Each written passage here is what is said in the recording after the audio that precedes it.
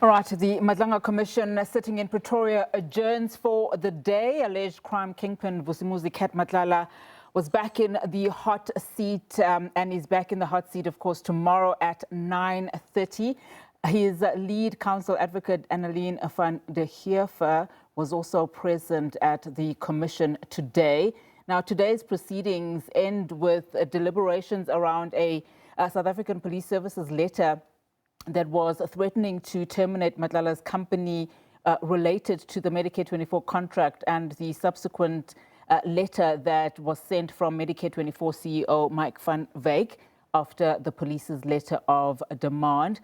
There you see those deliberations there on your screen. Of course, tomorrow the topic will not be around this particular letter. Advocate Matlala has concluded that particular part in terms of the line of questioning, but tomorrow a new topic will then be discussed. Of course, Advocate Silo was questioning Matlala today about just the nature of his relationships with people implicated or mentioned at the commission, including, of course, the late taxi boss, Jonathan Msibi, Hangwani Morgan Maumela, and now in the latter part of today's proceedings discussing Steve Mutsumi. Now, Matlala confirmed that he shared that letter, Van Wyk's letter, in fact, with Mutsumi in the hopes that he support his request for a 20 million rand loan for Medicare 24.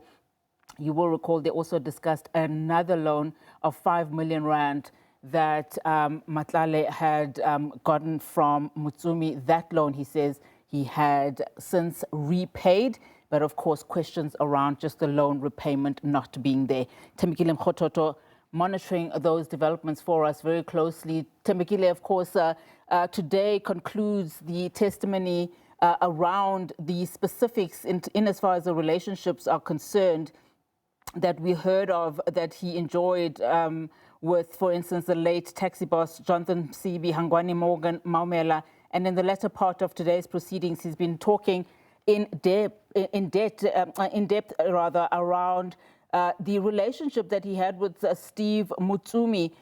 Tomorrow, of course, we understand that it would be a new topic altogether, but perhaps take us through just some of the engagements that we saw today and that interaction between, of course, the commissioners as well as Matlala's counsel around, again, Matlala complaining about his rights to a fair trial that would be infringed if that letter from SABC was to be flighted? Unachi, good afternoon. So what's happened now is that the chapter that's been dealt with in Cat Matlala's evidence today, it's more of a pause than a conclusion. So Advocate Matlala will return to some of these themes. It's expected, we don't know when. What's going to happen basically tomorrow then is that Advocate Adila Hassim, the evidence leader, will then take over with a new topic that's going to be introduced. But there is still much to circle back to when you consider the questions around Medicare, because the evidence leaders are still adamant that there cannot be this blanket application of the right to not self-incriminate for Vusimuzi Cat Matlala. So how things will shape up tomorrow, one can only fathom that it is going to continue to be this testy legal battle, if you will, between the Commission's evidence leaders and Matlala's legal team led by Advocate Annelien van der Heever, who even today at some points clashed, in fact, with Advocate Silo on various questions that were being put forward. Let's bring in SABC News senior reporter Canny Maphanga, who's with me here at the Bridget Mabandla Justice College. Canny, so let's talk about Medicare. Cat Matlala, if he had it his way, we would not be discussing that contract at all. But what has been made clear today that there cannot be that blanket invoking of the right to not self-incriminate. In fact, now what the chairperson has ordered is that if there is the claiming of a right, it must be on a question-by-question basis.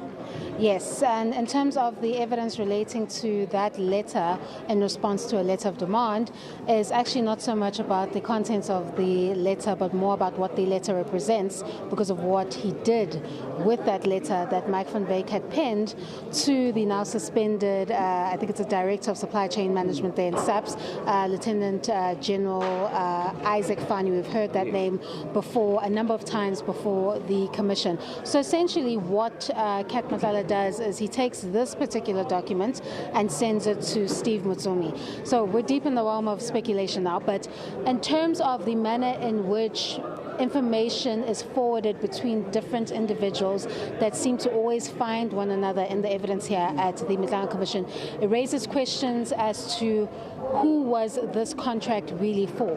Because you have a loan agreement that is not in writing, and there's nothing that is an obligation for Cat Matlala to actually pay it back.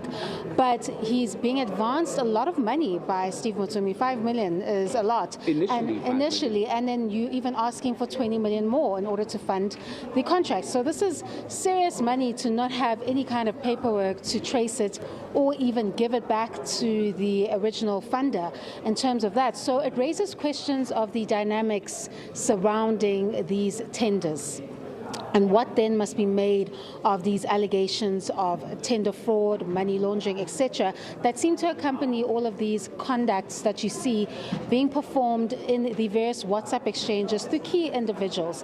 And Cat Matlala's WhatsApp exchanges is a prime example of that, because this suggests that he was reporting back because this could have possibly been allegedly something that was deeply in Steve Mutsumi's interest. And it's about understanding why he had an interest in this particular contract. You're not just going to give any kind of money to an individual just for the sake of it, let alone money to that kind of tune.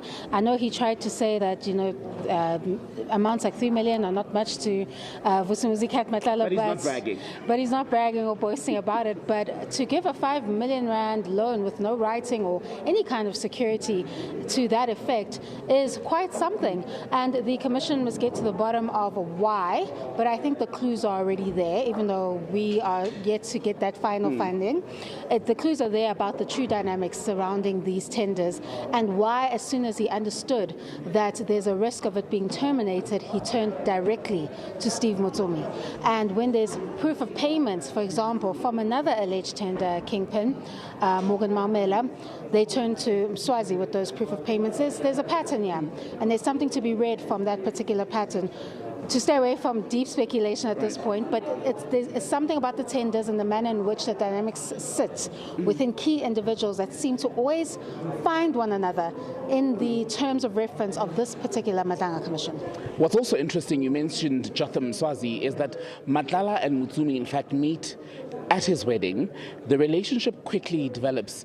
Matlala says it was not strictly business in the Mutsumi case, but even with the relationship with the Mswazi, in fact, Commissioner Baloyi said to him today that his initial, shall we say, presentation or depiction of that relationship is one that was not entirely truthful.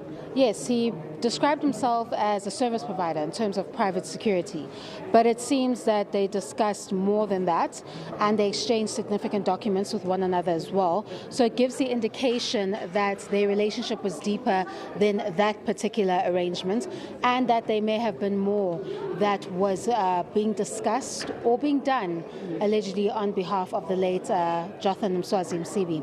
And these dynamics are going to be very important when you get back to allegations surrounding this alleged cartel and the alleged existence of it and how it can double up with legitimate business. Tenders play a critical role, and then there's also alleged criminal elements that may accompany it.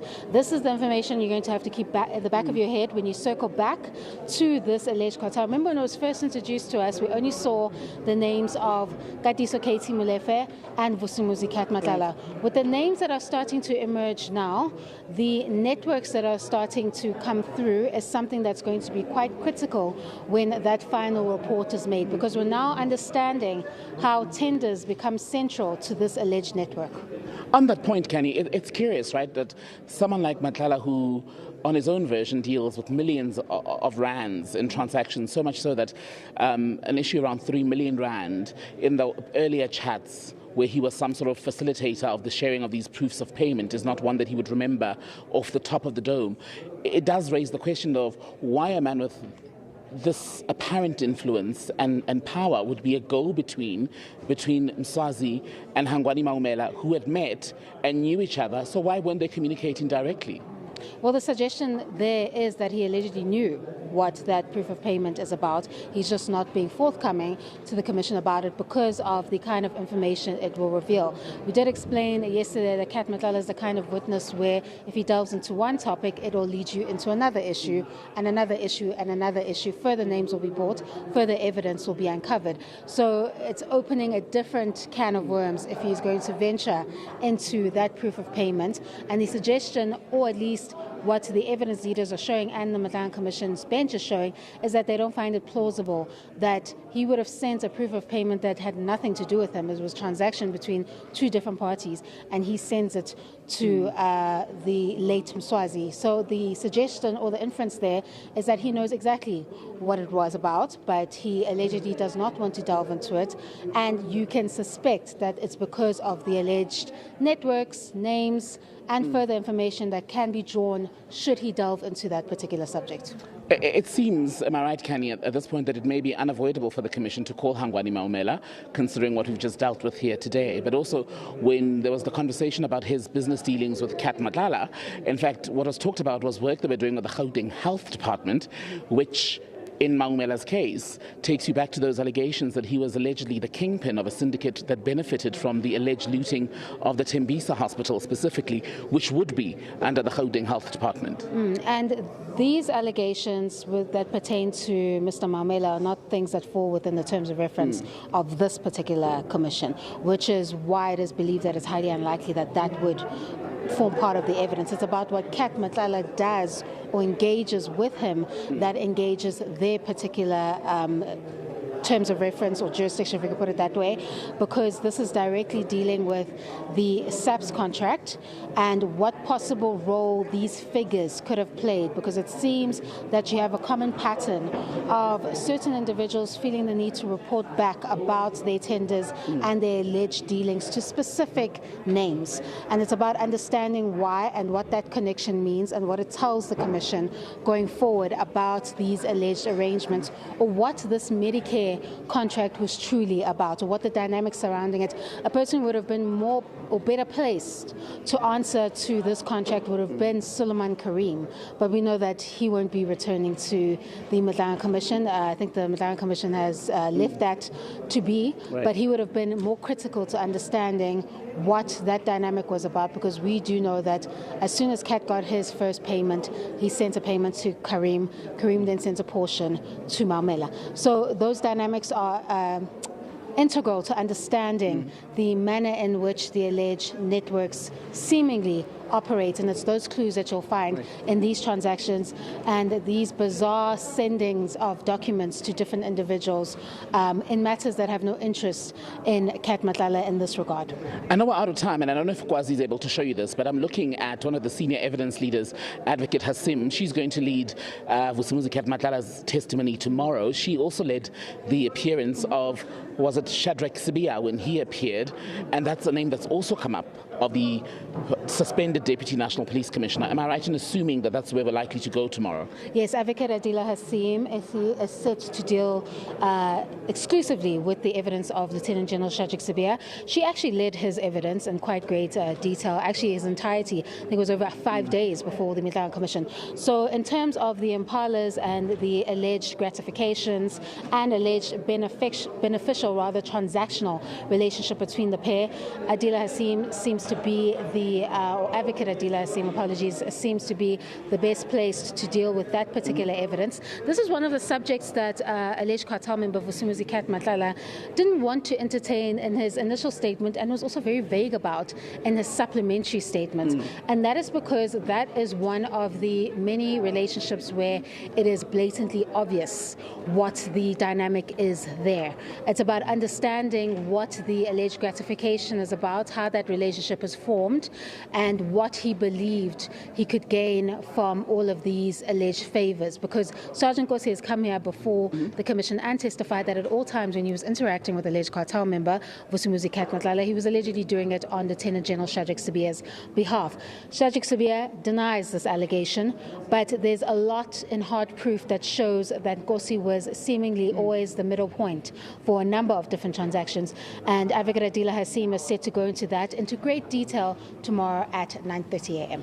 Canny Maphanga, senior SABC News reporter, summing up what you can expect from the Madlanga Commission of Inquiry. Canny and the Morning Live team will start off our coverage from 6 a.m. That's tomorrow morning, Wednesday, when Vusimuzi Cat Matlala returns for his third appearance this week at the Madlanga Commission. And it's clear at this stage that he may very well be asked to continue on for a few more days based on the fact that what we're dealing with today, especially when you look at issues around Medicare and some of the characters in the orbit, Advocate Matlala has been very clear that she wants to park that for now while we move on to the new themes tomorrow. But nonetheless, an indication that we're likely to return to some of the issues around Vusimuzi Cat Matlala.